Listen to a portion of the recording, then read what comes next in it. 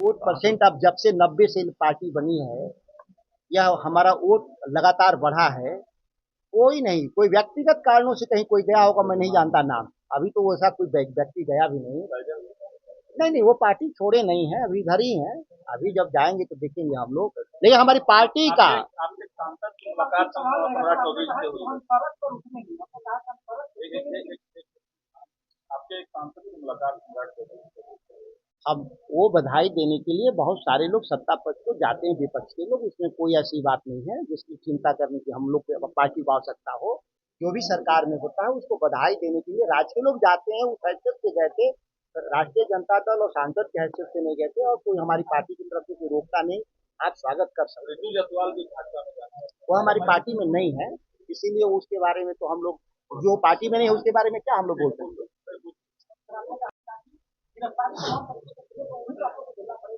हम लोग कभी भी इससे पीछे नहीं मुड़े हैं, कई बार लाठी खाए हैं पार्टी के हमारे नेता, आगे भी हम लोग इसके लिए चिंता में नहीं है।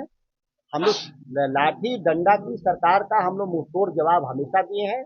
हम लोग की जो पार्टी की विरासत है, आंदोलन की विरासत कर्पूरी ठाकुर जेपी लोहिया का, हम उस विरासत के लोग हैं। जरूरत पड़ेगा तो उसके लिए कोई हमको चिंता नहीं। हम लोग तो किसानों को लेके डाक बंगला घेरे ही थे साल भर पहले।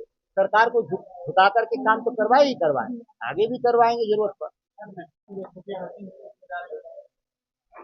पूरे देश भर में आप जितनी भी, वो बिहार का मॉडल और दिल्ली का मॉडल में कोई अंतर नहीं है। देश भर में जितनी नौकरियों का विज्ञापन या कंपटीशन के जरिए मेडिकल में एडमिशन हो या आईआईटी में जिसमें भी हो, ये सभी पहले ही से बेच दी गई है, क्योंकि 87 बार बिहार देश भर में यह पेपर आउट हो गया।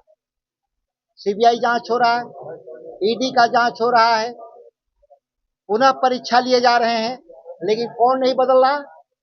जो परीक्षा लेने वाले लोग हैं, जो विज्ञापन निकालने वाले लोग हैं, जो शीर्ष पर, और जिस विभाग के मंत्री लोग हैं, इस पर किसी पर कार्रवाई नहीं हुई। जाहिर है कि एनटीए का भी ऑफिसर जोशी, जिसके नेतृत्व में दर्जनों घोटाले हुए, और जो शिक्षा मंत्री धर्मेंद्र प्रधान, जिनके नेतृत्व में दर्जनों घोटाले हुए, किसी पर कोई भी कार्रवाई नहीं हुई। न इन पर एफआईआर दर्ज हुआ और न इन पर गिरफ्तारी हुई, न पक्ष हटाए गए। तो शीर्ष पर ही समझौता है। तो ये नीचे एक दो लोग को पकड़ करके, ये आईवास के सिवा कुछ नहीं है, ये मुख्य अभियुक्त नहीं है, ये अभियुक्तों के असिस्टेंट के असिस्टेंट के असिस्टेंट, ये दो चार इसी तरीके से किए हैं, लेकिन असल गुनाहगार तो बैठे हुए कुर्सी पर, उस पर कार्रवाई कौन करेगा? आप क्या डिमांड कर रहे हैं? डिमांड किससे करें? देश के प्रधानमंत्री से कि राज्य के मुख्यमंत्री से? जब जाते हैं लोग डिमांड करने तो लाठी डंडा मिलता है। जो जिनसे उम्मीद आप कर रहे हैं, जिसको बारे में कह रहे हैं कि नहीं चले हम मुख्यमंत्री से मांग करने के लिए गए थे, तो पटना में बिहार के साथ पटना के डाक बंगले चौराहे पर उनका देह देह तोड़ दिया गया, शरीर तोड़ दिया गया, सर फोड़ दिया गया। तो वही बचा हुआ है। अब हम लोग को सड़कों पे ही इन पर निपटना होगा, मांग करने की जरूरत नहीं। कहाँ जाइएगा? कोर्ट में? वहां तो कोर्ट पहले ही कह रहा है कि कॉकरोच है आप लोग। जो निकम्मे लोग हैं मीडिया में चले गए हैं, उन्होंने मीडिया पे भी आरोप लगाया है, कॉकरोच कहा है सबको। तो किसके पास जाए? इसलिए यह संपूर्ण बदलाव के लिए सड़क पर ही उतरना हमारे लिए, जो जेपी लोहिया ने बताया था, उसी रास्ते हम लोग को गुजरना है। सर, एक सवाल, जदयू में अंतर कलह शुरू हो गया है। आनंद मोहन ने टिप्पणी की है कि भाई 10-10 करोड़ रुपए में पहली शिक्षा की स्थिति है, इन तमाम विषयों पर, और इन सब चीज का सबका संबंध युवाओं से। जिस युवा की संख्या लगभग 60%, और बिहार जैसे युवा राज्य जहां 60% 30 वर्ष से नीचे के युवा हैं, उनके सरोकार से लेकर के जुड़ा हुआ यह जो कार्यक्रम सुबोध मेहता जी जो हमारे राष्ट्रीय प्रवक्ता हैं आयोजित किया, इसके लिए साधुवाद के पात्र हैं। और इस अवसर पर यहाँ आदरणीय चौधरी साहब और हमारे एमपी साहब सब लोग यहाँ उपस्थित हैं, धाकर जी। तो यह समसामयिक विषय पर इस तरह के सेमिनार के माध्यम से यह संदेश दिया जाना है, यह दिया गया है कि सरकार यहाँ से लेकर दिल्ली तक की जो सरकार वह जन समस्याओं और खासतौर से युवा की समस्याओं से कोई सरोकार नहीं रखती और जितनी नीतियां बनाई जा रही है सब युवा विरोधी नीतियां बनाई जा रही है। जो बजट बनाए जा रहे हैं वो बजट का कोई उसके आवश्यकता और डेमोग्राफी जो जनसंख्या है उनकी उससे उनका कोई तालमेल नहीं है, कोई रेशियो नहीं है और इस तरह से युवा उपेक्षित महसूस कर रहा है। देश और राज्य के हालात बद से बदतर होते जा रहे हैं।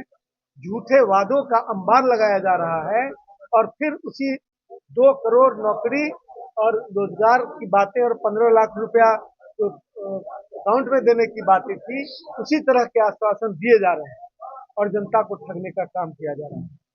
प्रजातंत्र का अपहरण हो रहा है। जनता के गाढ़ी कमाई का पैसा अवैध रूप से खर्च करके और अपने चुनाव को जीतने की व्यवस्था की जा रही है।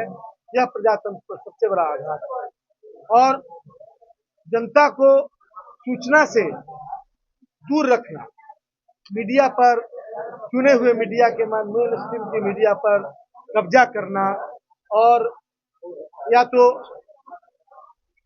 फिर उसके अपने अनुरूप उसे ढालना, अपना प्रवक्ता बना देना और जनता की जो समस्याएं हैं उसका कहीं जिक्र न हो, इस देश की जनता के साथ विश्वासघात है और ये प्रजातंत्र के चौथे खंभे पर बहुत बड़ा प्रहार है। आज का जो सेमिनार है, आज की जो परिचर्चा है, वह परिचर्चा सुबोध जी और तमाम जो राष्ट्रीय जनता दल या विभिन्न संगठनों के बुद्धिजीवियों ने शुरू किया है। हमें यह आशंका लग रही है कि कब हम लोगों को अर्बन नक्सल की संज्ञा दे दी जाएगी और कुछ इस तरह का काम कर दिया जाए। लेकिन यह आंदोलन आवश्यक है, परिवर्तन आवश्यक है और जितने भी बड़े आंदोलन हुए हैं सबकी शुरुआत बिहार से हुई है। चाहे देश की स्वतंत्रता का आंदोलन हो, चाहे जेपी मूवमेंट हो, तमाम के जड़ में जो बातें थी वो गंभीर बातें आज भी उस तमाम तरह की बातें आज भी हैं और आज ऐसा लग रहा है कि पूरी शिक्षा व्यवस्था को मतलब निजी हाथों में सौंपने की तैयारी हो रही है। जो आर्थिक हालात है बद से बदतर है। इमरजेंसी वाला सिचुएशन है, सिर्फ बाहर बताया नहीं जा रहा है। जोर का झटका धीरे धीरे दिया जा रहा है। पेट्रोल और डीजल के प्राइस 52 पैसे, 12 पैसे और 24 पैसे बढ़ाए जा रहे हैं और इस तरह से महीनों तक बढ़ाने के बाद पता चला कि 60 रुपए बढ़ गए और जनता पर इतना बड़ा चोट डालने की कोशिश हो रही है। यह ऐसे हालात बनाए जा रहे हैं। प्रधानमंत्री के द्वारा भी वैदेशिक नीति जो है वो बिल्कुल उसमें इतना बड़ा फॉल्ट है और ऐसा लग रहा है कि चंद व्यापारियों को प्रमोट करने के लिए वैदेशिक नीति का इस्तेमाल किया जा रहा है। देश की सुरक्षा से लेकर देश की इकोनॉमी को स्टेक पर चढ़ाया जा रहा है एक दो बड़े व्यापारियों को लाभ पहुंचाने के लिए। बिहार में जो